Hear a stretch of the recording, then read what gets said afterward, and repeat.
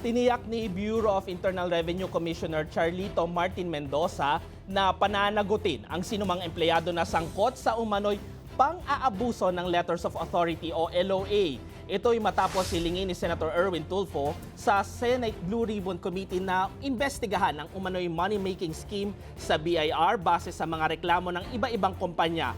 Ayon kay Mendoza, maliwanag ang utos ng Pangulo at ni Finance Secretary Frederick Go na imbestigahan at panagutin ang mga kawani ng BIR na sangkot sa extortion o pang-aabuso sa LOA. Nanawagan din siya sa mga apektado taxpayers na maghain ng formal na reklamo at dumiretso sa kanya kung kinakailangan. Maliwanag po ang direktiba ng ating Pangulo at maging ng ating Secretary of Finance na si Secretary Frederick Go na imbestigahan at papanagutin kung meron mang mga kawani ng BIR na totoo ngang involved sa extortion o pang-aabuso sa paggamit ng LOA.